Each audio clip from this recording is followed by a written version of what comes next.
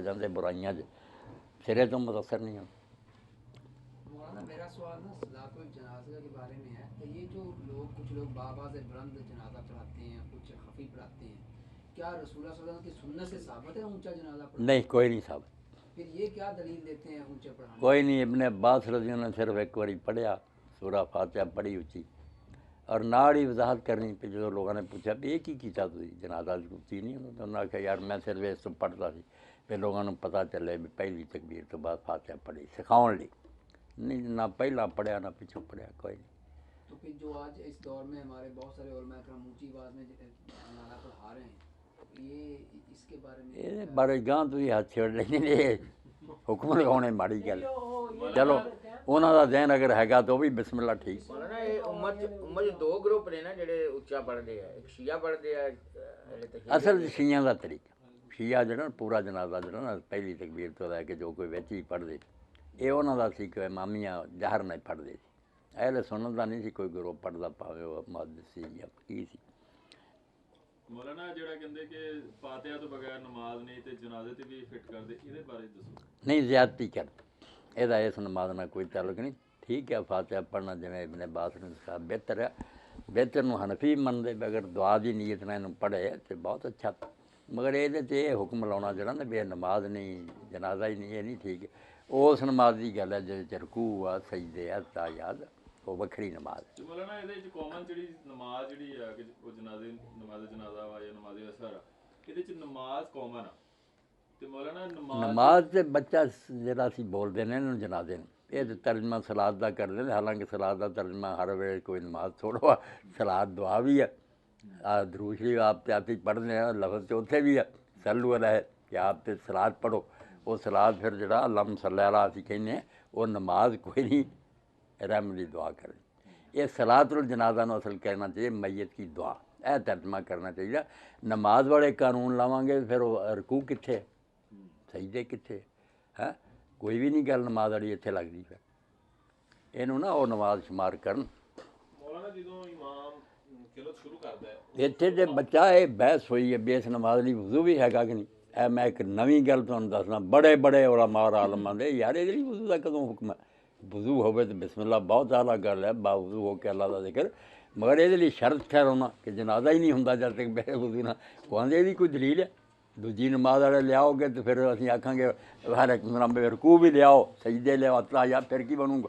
ਉਹਦੇ ਹੁਕਮ ਵੱਖਰੇ ਰਹਿਣ ਦਿਓ, ਇਹਦੇ ਅਲੱਗਾ ਰਹਿਣ ਦਿਓ। ਇਹ ਕਿ ਤੁਹਾਨੂੰ ਆਲਮਾਂ ਨਾਲ ਗੱਲ ਜਿਹੜੀ ਦੱਸੀ ਵੀ ਕਈ ਇਹਦੇ ਕਾਇਲ ਨਹੀਂ ਵੀ ਵਜ਼ੂ ਹੋਵੇ ਤਾਂ ਬਹੁਤ ਅੱਛਾ, ਵਰਨਾ ਟੁੱਟ ਗਿਆ ਵਜ਼ੂ ਤਾਂ ਕੀ ਹੈ, ਦੁਆ ਹੀ ਖੜੇ ਖੜੇ ਕਰਨੀ।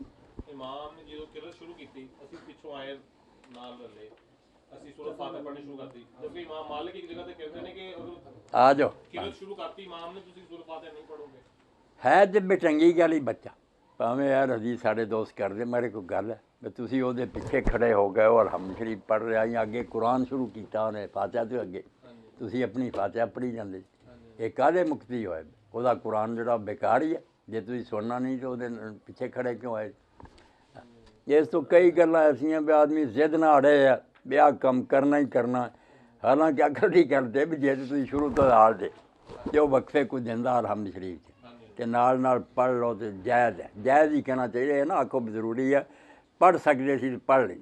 ਜੇ ਉਹ ਸੂਰਤ 'ਚ ਚਲਾ ਗਿਆ ਕੁਰਾਨ ਅੱਗੇ ਸ਼ੁਰੂ ਕੀਤਾ ਫਿਰ ਤੇ ਹੁਕਮ ਹੈ ਕੁਰਾਨ ਨੂੰ ਸੁਣੋ ਤੇ ਚੁੱਪ ਰਹੋ। ਹੁਣ ਅਲਹਮਦ ਪੜ੍ਹਨ ਦਾ ਕੀ ਤੋਕਿਆ? ਨਹੀਂ ਰਕਤ ਹੈਗੀ ਦਾ ਬਿਲਕੁਲ नहीं।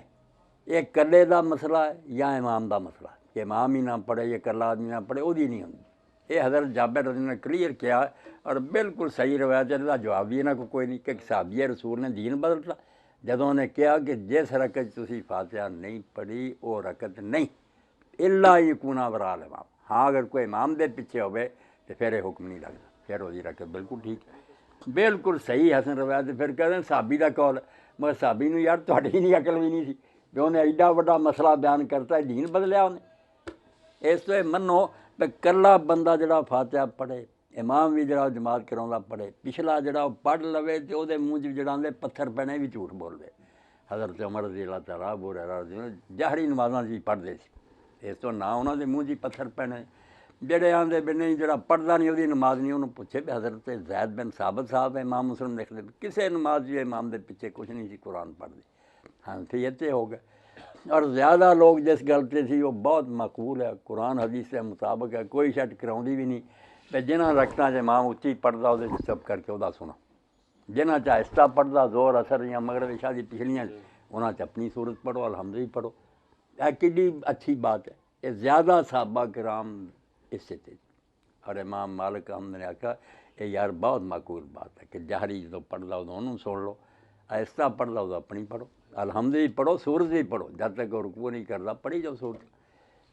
ਇਹਦੇ ਨਾਲ ਹੀ ਮੁਤਲਕਾ ਜੀ ਇੱਕ ਕੁਐਸਚਨ ਹੈਗਾ ਕਿ ਇਹਦੀ ਕੋਈ ਦੀਨ ਇਸਲਾਮ ਚ ਵਜ਼ਾਹਤ ਆਈ ਹੈ ਕਿ ਜਿਹੜੀਆਂ ਕੁਝ ਨਮਾਜ਼ਾਂ ਉੱਚੀ ਹੈ ਕੁਝ ਚੁੱਪ ਕਰਕੇ ਹੈਗੀਆਂ, ਇਹ ਚੁੱਪ ਕਰਕੇ ਕਿਉਂ ਹੈਗੀਆਂ?